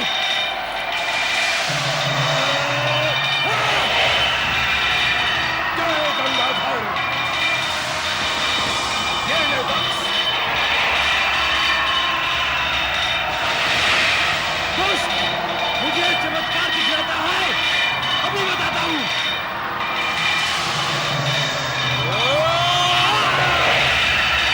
जय भूतनाथ। बच सकता है तो बच।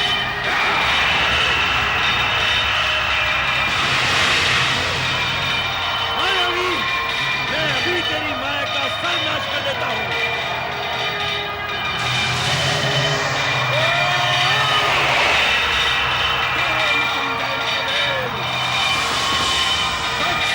संभाल अपने आप को।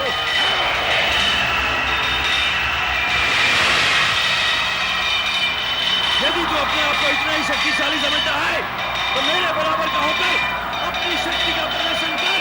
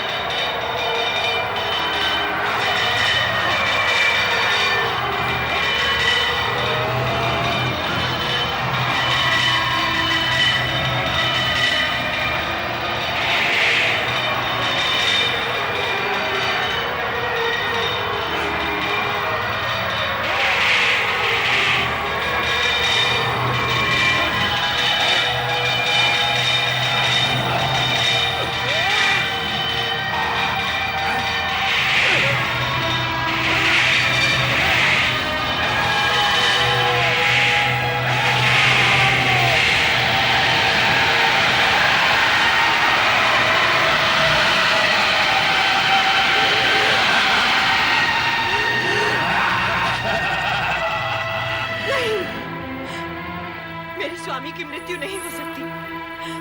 वे परमपिता ब्रह्मा के पुत्र हैं। उनकी मृत्यु नहीं हो सकती। उनकी मृत्यु असंभव है। तुम्हारा कथन मिथ्या है, मिथ्या। नहीं महारानी, ये सत्य है। प्रजापति महाराज दक्ष अब इस संसार में नहीं रहे। क्या मेरे स्वामी इस संसार में नहीं रहे? मेरा सुहाग मिट गया है। यदि मेरा सुहाग मिट गया है तो मैं जीवित रहकर क्या करूंगी?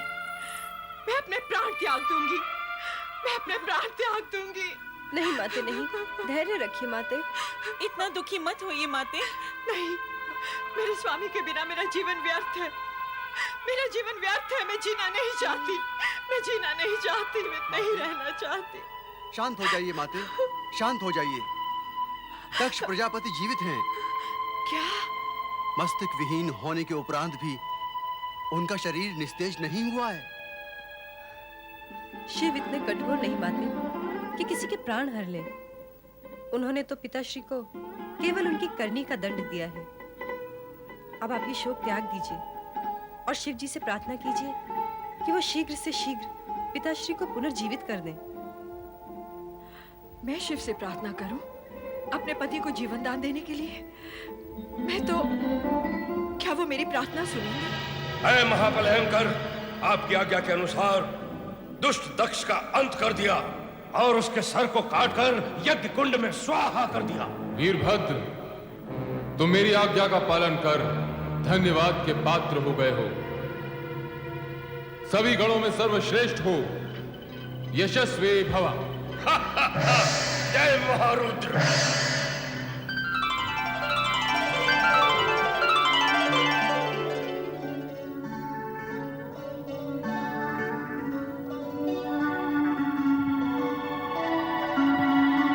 ओम नमो भगवते रुद्राय।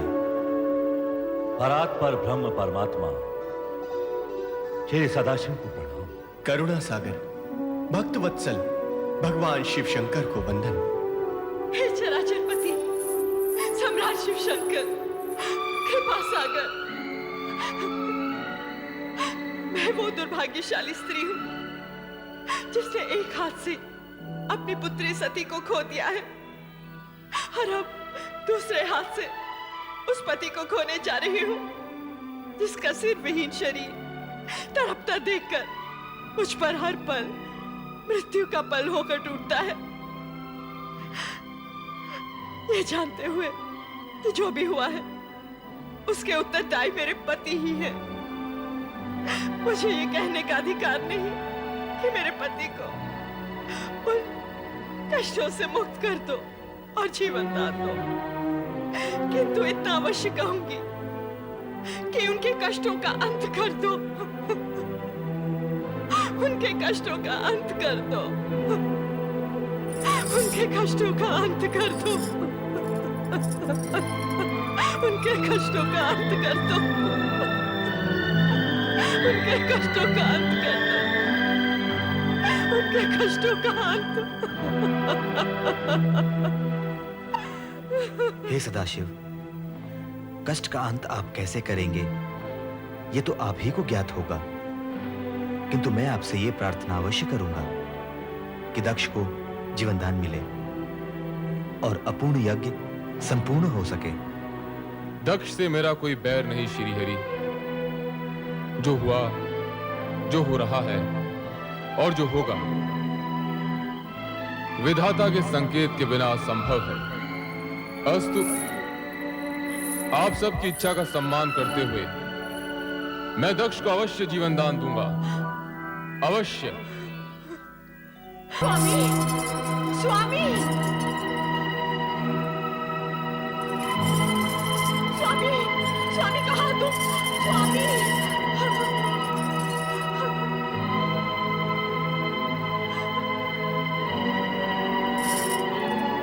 स्वामी, ये क्या हो गया? ये क्या हो गया स्वामी? स्वामी,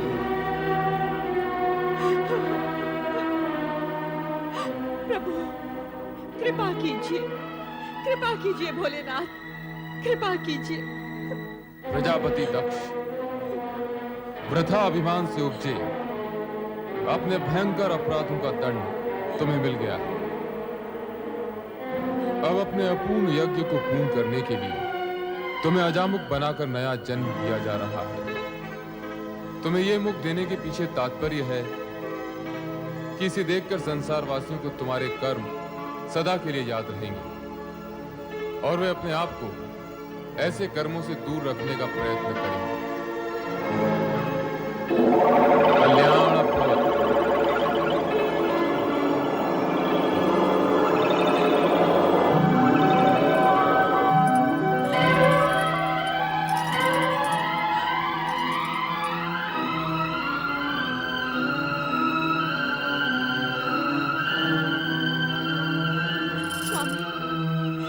स्वामी, आपको जीवन दान मिल गया, मेरा जीवन धन्य हो गया। हे देवाधिदेव, हे महादेव, हे भोलेनाथ, आपने मुझ जैसे नराधम को जीवन दान क्यों दे दिया? क्यों जीवन दान दे दिया प्रभु? ये अहंकार का मारा दक्ष तो हत्यारा है प्रभु, हत्यारा। अपनी पुत्री का और इन सब का जो यहाँ यज्ञ का फल लेने आए थे। हे प्रभु, इस दुष्ट नीच खल दक्ष को आपने पुनर्जीवन दे दिया, आपने पुनर्जीवन दे दिया प्रभु। इस उपकार के लिए मैं सदा सदा के लिए आपका आभारी रहूंगा, आपका कृतज्ञ रहूंगा प्रभु। दक्ष प्रजापति, मैंने तुम्हें यज्ञ का संपूर्ण फल दिया, अब आप यज्ञ पूर्ण कीजिए। नमः शिवाय।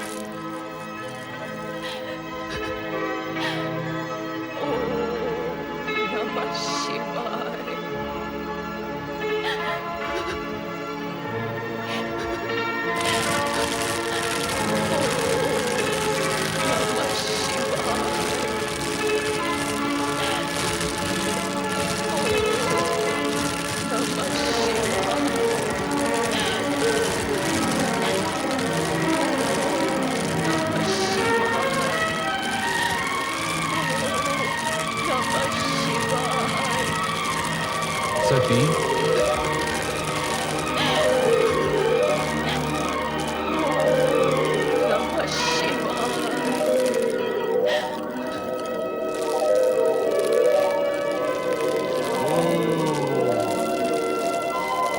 सती सदा शिव का धाम जीवित कर चुका है। तुमको भगवान शिव शंकर सत्य को स्वीकार करने की तत्काल अभी को कौन विश्वास दिलाए कि माता सती स्त्री से मुक्त हो चुकी है। अब जो विशेष रह गया वो है उनके होने का भ्रम, मात्र भ्रम। सती सती सती सती, मैं तुम्हें इतनी देर से पुकार रहा हूं, फिर भी तुम मौन क्यों हो? मेरी पुकार को नकार क्यों रही हो प्रिय? तुम्हें तो तुम्हारा ये पति अत्यधिक प्रिय है ना? तुम्हारा आराध्य इष्ट सभी कुछ है ना? मेरे नेत्र के इंगत मात्र से तुम मेरे हृदय की भाषा समझ लेती हो, किंतु आज ऐसे मीठे स्वप्नों में खोई हुई हो कि मेरा आर्तनाद भी तुम्हें सुनाई नहीं दे रहा है। हंस रही हो तुम? इतनी महान भूल करने के बाद भी हंस रही हो? तुम्हें कितना समझाया, वर्जना भी दी कि बिना आमंत्रण कहीं जाना अशोभनीय और असम्मानजनक होता है, विशेष रूप से वहां जहां तुम्हारे पति के विरोधी हों, उन्हें अपमानित करने का अवसर खोजते रहते हो। किंतु तुम्हारा त्रियाहट मेरी बात पर भारी पड़ गया। तुम दक्ष यज्ञ में चली गई और स्वामी, आश्चर्यचकित न होइए स्वामी। मैं सती पुनः वहीं पहुंच चुकी हूं जो मेरा स्थायी आसन है, आपका हृदय। हाँ स्वामी, मैं आपको वहीं से पुकार रही हूँ। पुकार रही हो, किंतु अपने नेत्र क्यों नहीं खोलती प्रिय? तुम्हारे कमल समान ये नेत्र, जिनमें न जाने कितनी बार मैंने स्वयं को देखा है। सती, चेतन हो जाओ, अपने पूर्ण रूप में मेरे सामने आओ प्रिय। स्वामी, आप अपना ही वचन स्मरण कीजिए और मन की आंखें खोल कर देखिए। हम दोनों शिव शक्ति भिन्न नहीं है, एक ही परम तत्व साक्षात परब्रह्म है, जिसका ब्रह्मांड साक्षी है।